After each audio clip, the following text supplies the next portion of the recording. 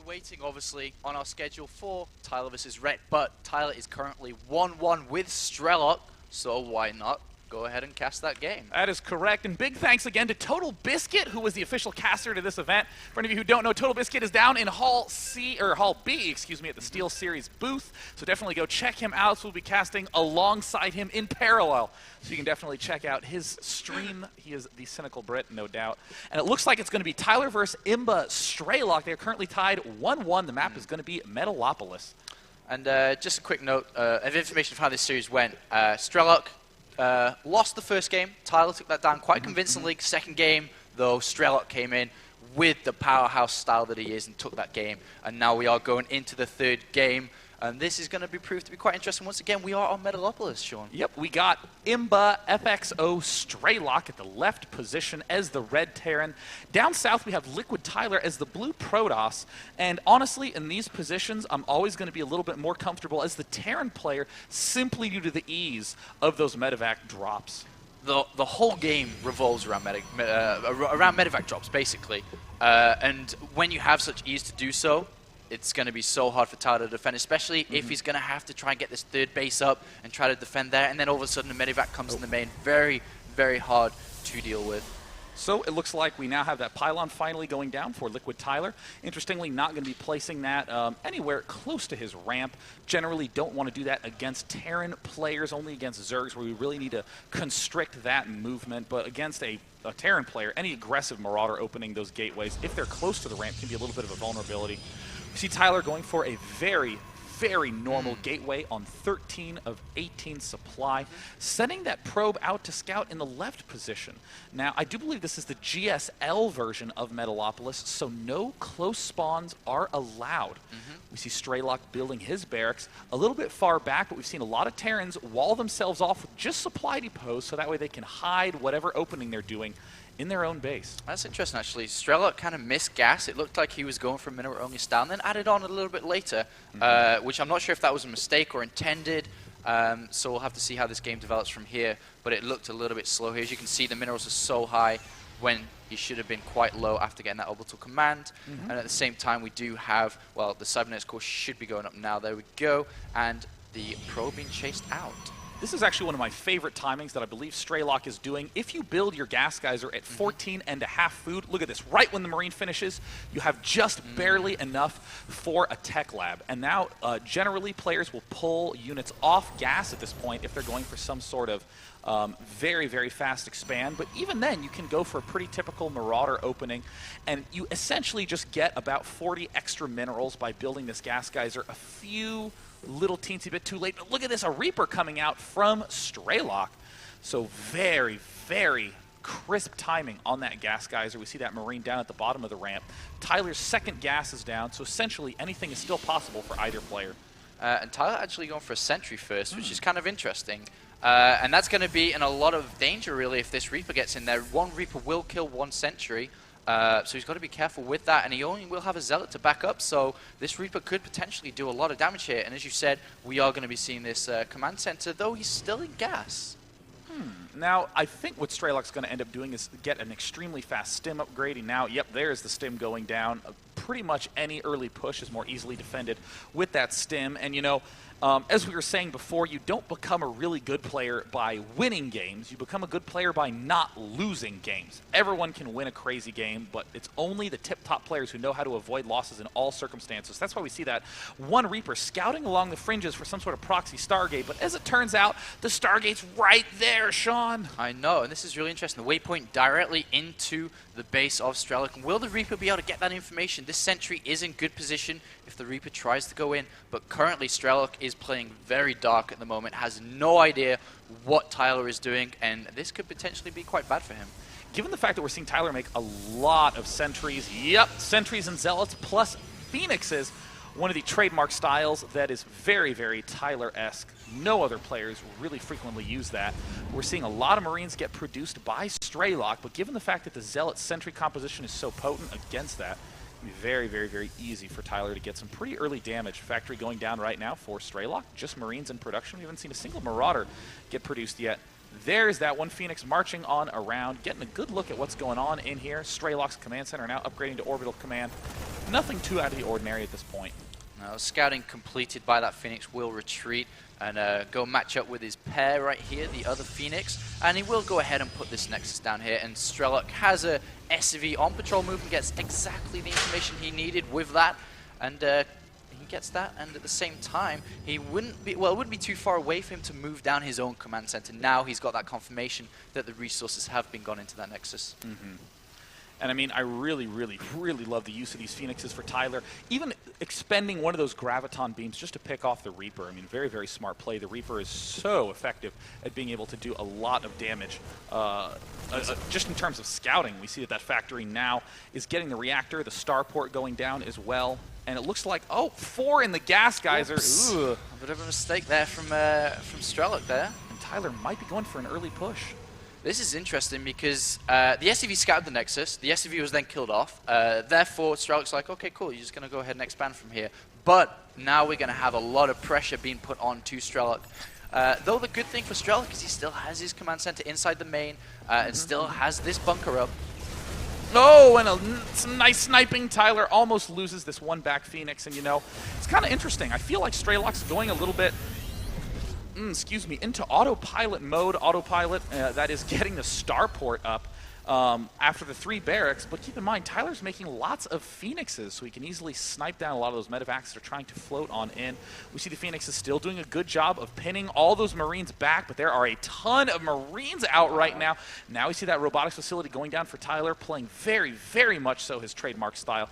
A lot of money in the back for Liquid Tyler right now, still getting in more Zealots, those anti-Marine units. So very even game, but Tyler is in a tense situation because only Micro will allow him to defeat this very strong army from Strelok. Yeah, I mean, Strelok was on one base for so long. That kind of pressure from Tyler there was to make Strelok pull SCVs if he had gone ahead and expanded a little bit sooner, but Tyler, noticing that he's still inside his main, now has to retreat. And now look at the amount of Marines that are coming down.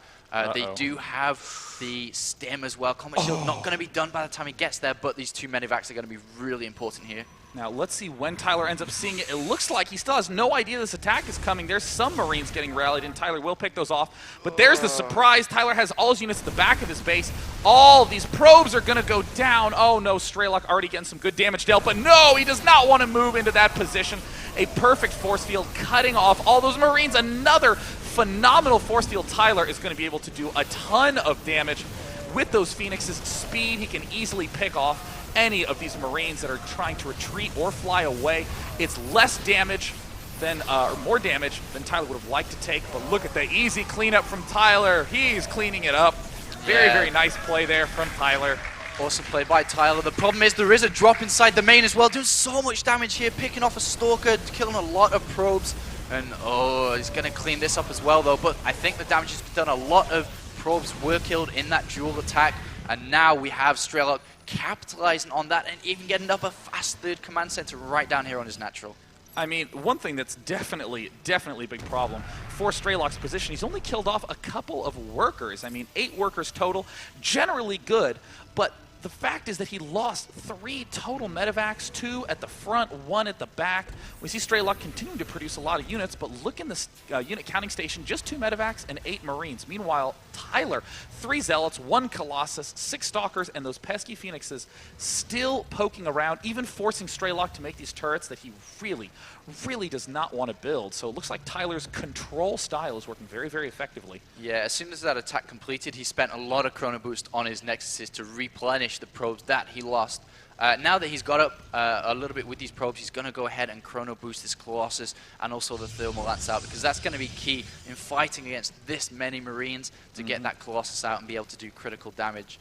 The problem here for Tyler, though, is I'm just going to have a quick look in his vision. I'm not sure, he has no idea about this 3rd base, and if he doesn't find out about that soon, then it could be in a little trouble. But these Phoenixes are coming down. Hopefully we'll be able to get that information. And it looks like there they are at the outskirts, and there they do spot the command center. We do see Tyler adding on 2 more gateways. It's remarkable to note that he has been on 3 gateways this entire time. There he is chrono boosting out yet another Colossus, and once that range upgrade finishes, whoopsie daisies. Oh, these Phoenixes realize, hey, those are some free Marines. Going to try to move around the skirts, not yet going to try to do any sort of lifting action on those Marines. Wants to be absolutely certain that he doesn't end up lifting one of those Marines up and then having a bunch of other Marines sweep in for the last-second defense. And there, once again, trying to move in, and Vikings getting produced right now. These Phoenixes are just doing so much good for Tyler. And it looks like Tyler's going to be gearing up for some kind of 2-base push now. He's probably going to wait for the 4th Colossus to come out and then move out with a lot of units. Yeah. The problem is, though, Tyler doesn't have a forge, he doesn't have any upgrades, and now by the time this push comes, he might even be facing a 2-1 Marine army with Marauders and Vikings in production now, which could be quite devastating for Tyler. No, he's not going to wait for the 4th Colossus, though. He's going to go ahead and move out with these 3, bringing a probe so he can reinforce with these new gateways that he's added on. Very, very strong push style. We even saw Huang Xin, the recent Team Liquid Open winner, absolutely demolish Terran players with this 3 Colossus timing push, but we do see Strelok quite well equipped to deal with it, and even has these Marines on the right side for a counterattack, still spotting at the 3rd. Counterattack play becoming increasingly standard in all matchups. Very Strelok building the bunkers. He can see there is no 3rd base. He knows this is coming, and he should be well equipped to deal with this. And now Tyler's going to be moving in for this push now, Sean. Tyler warping in more Zealots, sending those Stalkers from afar. Looks like he still can't quite produce anything if that counterattack does happen. Definitely have to keep our eyes on that right side of the map. And Tyler looks like he's swinging all the way around to pick off the Planetary Fortress from above. Don't know how much I like that decision. Leaves his main so open to so many counterattack paths, but this is still a very difficult defensive angle for Strelok.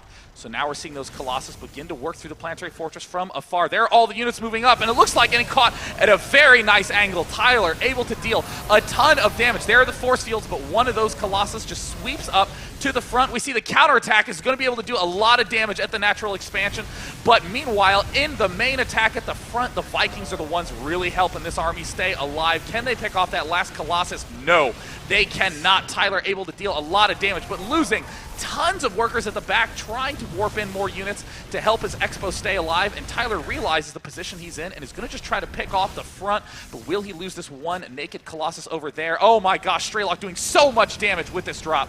Wow, and basically Tyler has to go in for the kill right now with these double Colossus, but the Vikings are going to pick off this Colossus very shortly.